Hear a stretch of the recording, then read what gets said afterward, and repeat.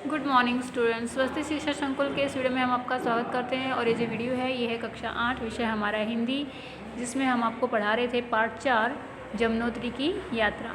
तो जमुनोत्री की यात्रा जो पार्ट हमारा है वो जो है पेज नंबर 17 तक हमने आपको जो है लास्ट वीडियो में कंप्लीट कर दिया था। और अब जो है आगे का जो वीडियो यानी कि पेज नंबर 18 के शुरुआत से जो है यहाँ पर आपको इस वीडियो में समझाया जाएगा। तो देखिए इसमें लिखा है कि यहाँ पे जो है पेज नंबर 18 है ना, पेज नंबर 18 में यानी कि वहाँ से जैसे यानी कि जमुनोत्री की यात्रा कर रहे हैं लेखक और उनके साथी, वैसे ही जो है वहाँ पर बिल्कुल पहुँचने वाले हैं। और उस रास्ते के अंदर किस तरह से जो है उनको यानी कि आगे से यानी कि यात्रा दर्शन करने के बाद जो यात्री लौट रहे हैं उनके जो है उनके बारे में बताया गया है। ठीक है, और उसी लिए जो है वो आगे उनके बारे में बताते बताते कह रहे हैं कि एक यानी कि बहुत से लोग तो बहुत खुश थे कि जो अचानक से आकर जो है गले मिल रहे थे, और कुछ यानी कि बहुत यानी कि जो वृद्ध थे वो उनकी हालत भी थोड़ी खस्ता थी कि भाई चढ़ाई से परेशान थे, क्योंकि चढ़ाई वहाँ की बहुत ही कठिन थी।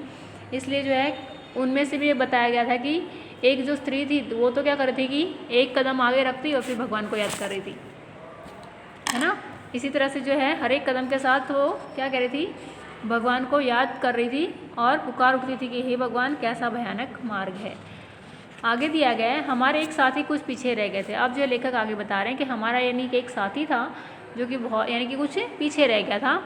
मिलने पर बोले आज तो बड़ी दुर्घटना हो गई। अब जैसे उनका जो साथी पीछे रह गया था वो जो है उनसे मिला तो उन्होंने आते ही तुरंत क्या बोला कि अरे आज तो बहुत बड़ी यानी कि दुर्घटना हो गई। सुनकर हम सब काँप उठे, और ये बात सुनकर जो सारे के सारे जो थे वो क्या हुआ, काँप उठे। क्या हुआ, वे बोले पानी की बोतल का कार्क गहरी घाटी में गिर पड़ा बेचारा। अब जैसे यानी कि अगर कोई पहाड़ी इलाके में अगर कोई है और अगर कहे कि कोई दुर्घटना होगी तो क्या होगा, सब लोग डर ही जाएंगे ना कि पता नहीं क्या दुर्घटना हो गई। तो इस तरह से जो है वो सब घबरा जाते हैं। लेकिन वो क्या आगे बोलते हैं कि अरे यानी कि जो पानी की बोतल का यानी कि जो कार्क यानी क्या होता है, ढक्कन, यानी कि पानी की जो बोतल का ढक्कन था वो क्या हुआ कि घाटी में गिर गया बेचारा। जितना कांपे उतना ही हंसे और आखिर पहुंच गए जमुनोत्री। अब जैसे उन्होंने वो ये मजाक जो उनके दोस्त का सुना, वैसे वो यानी पहले तो क्या हुआ था, वो बिल्कुल डर गए थे, कांप गए थे। लेकिन बाद में फिर जो उनको बहुत हंसी आई और वो हंसते हंसते कहाँ पहुँच गए, जमुनोत्री पहुँच गए। देखकर सहसा मन खिला नहीं, न भय हिम शिखर न हरी भरी उपैतका, एकदम तंग घाटी मानो किसी तपस्विनी अपेक्षिता नायिका का आवास हो। अब जो वहाँ पर जैसे यानी कि जमुनोत्री पहुँचे लेखक और उनके साथी, वैसे उनका मन जो है वहाँ को देख कर क्या हुआ, वो खिला नहीं। क्यों नहीं, यानी कि उनको जो है ज़्यादा यानी कि वहाँ पे खुश नहीं हुई। क्यों खुश नहीं हुआ उनका मन, क्योंकि वहाँ पर उन्होंने क्या सोच रखा था कि बहुत यानी कि बड़े बड़े पहाड़ों पर क्या होगी, बर्फ़ जमी हुई होगी और हरी भरी जो है पूरे पहाड़, यानी एक तरफ बर्फ़ जमी होगी तो दूसरी तरफ जो है हरा भरा कुछ देखने को मिलेगा। लेकिन यहाँ पर ऐसा कुछ भी नहीं था। यहाँ पर जैसे वो पहुँचे वैसे उनको देखने को क्या मिला, एकदम तंग घाटी। तंग यानी क्या, यानी कि बहुत ही भीड़ी घाटी, मानो किसी तपस्विनी अपेक्षिता की नायिका का आवास हो। जैसे कि मान लो कोई बहुत ही यानी कि सकड़ा रास्ता, यानी कि दो पहाड़ियों के बीच जो है बहुत ही छोटा सा रास्ता, और इसके अंदर जैसे कोई तपस्विनी नायिका, यानी कि अगर मान लो कोई जैसे औरतें होती हैं ना, या फिर कोई मान लो तपस्विनी उस ज़माने में अगर तपस्या करने के लिए वहाँ पे पहाड़ पे गई हो तो उन्होंने जो है वहाँ के यानी कि सिर्फ एक इतनी सी जगह कि इतना सा दो पहाड़ों के बीच में इतनी छोटी सी जगह कि जहाँ से वो सिर्फ अकेली सी पतली सी कोई स्त्री अंदर घुस सके, है ना। इसके अलावा जो है वहाँ पे कोई यानी कि जानवर ना आ सके या फिर कोई अन्य मोटा व्यक्ति वहाँ पे कोई ना आ सके। इस तरह से वहाँ को देखने को उनको वहाँ पर दिखाई दिया। आगे बता रहे हैं, दोनों ओर से गगनचुंबी पर्वतों ने नन्ही यमुना को यमदूतों के समान घेर रखा था। अब क्या देख रहे हैं कि दोनों तरफ क्या है, बहुत ही यानी कि ऊंचे ऊंचे पहाड़, गगनचुंबी यानी कि बिल्कुल गगन तक पहुँचे ऐसे पर्वत हैं।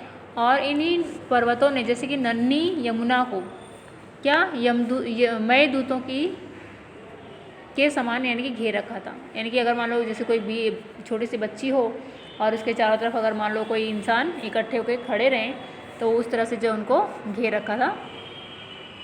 शायद यह सब इसलिए था कि यमुना यम की बहन है। कहते हैं कि पुरातन काल में अस्ति ऋषि ने इस प्रचंड शीत प्रदेश में यमुना के उद्गम की खोज निकाला था। आप क्या कह रहे हैं कि वो किस लिए, यानी कि उसके चारों तरफ, यानी कि यमुना नदी के चारों तरफ जो है यमदूत है।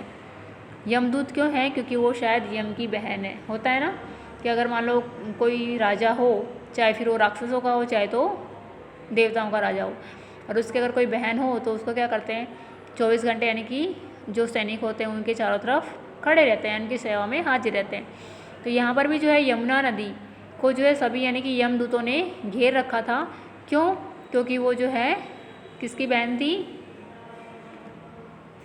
तो यहाँ पर आपको बता दिया गया इसके अंदर, ठीक है ना।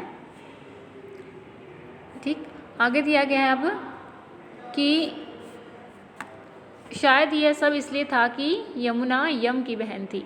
दिया है ना पाठ के अंदर, देखो आगे क्या है। कहते हैं कि पुरातन काल में अस्ति, यानी कि जो ऐसा कहा गया है कि जो प्राचीन समय, यानी कि पुरातन यानी कि बहुत पहले का समय, उस समय जो यानी कि जो ऋषि थे, अस्ति ऋषि जो थे, उन्होंने जो इस प्रदेश की यानी कि इस प्रदेश को खोज निकाला था। यानी कि वो जो इस प्रदेश में आए थे और वहाँ पर उन्होंने यमुना को खोज निकाला था। आगे बताया गया है, किंवदंती चली आती है कि बंदरपुछ के इस 20,772 फीट ऊंचे हिमशिखर पर, जहां वास्तव में यमुना मैया का जन्म होता है। अब क्या है, बिल्कुल यानी कि जैसे कैसे बंदर की पूंछ देखिए आपने कितनी यानी कि पतली होती है, तो इस तरह से जो है बिल्कुल यानी कि यमुना नदी को देखकर भी बिल्कुल बंदर की पूंछ के समान वो पतली सी धारा सिर्फ वहाँ पे दिखाई देती है। और वो कितनी ऊंचाई पे है? तो 20,732 फीट ऊंचे हिमशिखर पे, जहाँ वास्तव यमुना मैया का जन्म है। अब यानी कि ये क्या है, बिल्कुल एक हिम शिखर यानी कि पर्वत है, और उस पर्वत के ऊपर 20,732 फुट की ऊंचाई पर जो है यमुना मैया का जो है वास्तविक जन्म स्थान है।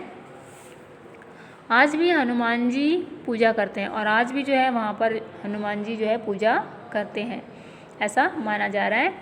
हमने तुरंत दूरबीन उठाकर देखा तो क्षीण श्वेत रेखाएँ शिखर से उतर रही हैं। अब क्या है कि जैसे यानी कि जहाँ पर लेखक और उनके साथी पहुँचे हैं वहाँ पर भी यानी कि जो उनका उद्गम स्थान है वो कितना है, बहुत ही यानी कि ऊंची पहाड़ी पर है, और वहाँ उस पहाड़ी के बिल्कुल ऊपर तक जाना संभव नहीं है। कितनी ऊंचाई पर है? 20,732 फीट की ऊंचाई पर है, और वहाँ पर जो है जाना संभव नहीं। इसलिए क्या करें, अब जैसे उन्होंने दूरबीन से यानी कि देखा ऊपर की तरफ, तो क्या देखते हैं कि 2 श्वेत रेखाएँ शिखर से उतर रही हैं, यानी कि जो बहुत ही यानी कि क्षीण यानी क्या, बहुत ही पतली है ना, बहुत ही पतली सी लकीर यानी कि 2 रेखाएं वहाँ से जो है हिमालय से नीचे उतर रही हैं। नीचे आते आते वे एक हो गई, और नीचे जैसे वो उतरी हैं वैसे वो क्या हो गई, एक हो गई, और उनका नाम हुआ कालिंदी तथा यमुना कालिंदी। और उनका नाम क्या रखा गया, जैसे वो नीचे आकर एक हुई तो उनका क्या नाम पड़ा, कालिंदी तथा यमुना कालिंदी। इसलिए कि बंदर पूछे के जिस भाग से वह निकली उसे कालिंदी गिरी कहते हैं। अब यानी कि जो बंदर की जो पूँछ होती है, उस पूँछ के जिस भाग से वो निकली हैं उससे जो है क्या कहते हैं, निकली है उसे क्या कहेंगे हम, कालिंदी गिरी। और जमुना इसलिए कि वहाँ जामुन का वृक्ष है। अब देखिए 2 नाम पड़े यहाँ पर गंगा जी के, पहला कालिंदी और दूसरा जमुना। तो दोनों नाम कैसे पड़े हैं, तो पहला नाम जो है कालिंदी क्यों पड़ा है, क्योंकि जिस भाग से यानी कि वो निकल रही है वो कैसा, बिल्कुल बंदर की पूँछ के आकार का है, इसलिए उसका नाम पड़ा है कालिंदी। और जमुना क्यों पड़ा है, तो क्योंकि वहाँ पर जो एक जामुन का पेड़ था, इसलिए जो उसका नाम पड़ा है जमुना। ठीक है, दिया है आपको यहाँ पे जमुना इसलिए कि वहाँ जामुन का वृक्ष बताया जाता है, इसलिए उनका नाम क्या पड़ा है, जमुना पड़ा है। आगे है, इस अगम्य तीर्थ की ऊंचाई केवल 90,900 फीट है, लेकिन शीत के कारण यहाँ अधिकांश यात्री रुकने का स्थान भी नहीं है। 4 मील ऊपर वास्तविक उद्गम तक तो स्वामी राम तीर्थ जैसे ओलिया ही जा सकते हैं। वास्तव में यहाँ का आकर्षक है 3 तृप्त कुंड। अब क्या बताया गया है कि यहाँ पर यानी कि जो अगम्य स्थान है कि जहाँ पर यमुना और कालिंदी यानी कि यमुनोत्री की जहाँ पर उद्गम स्थान है, वहाँ पर इतनी ठंड है कि वहाँ पर जो है कोई भी आम इंसान ज़्यादा रुकता नहीं है, या फिर वहाँ पे मान लो रुक ही नहीं सकता। क्यों? क्योंकि वो कितनी ऊंचाई पर है, अगम्य तीर्थ की ऊंचाई कितनी है, तो 90,900। अब जितनी ऊंचाई पर हम जाएंगे वहाँ पर क्या होगा, उतना ही यानी कि मौसम कैसा होगा, बिल्कुल शीत यानी कि ठंडा मौसम रहेगा।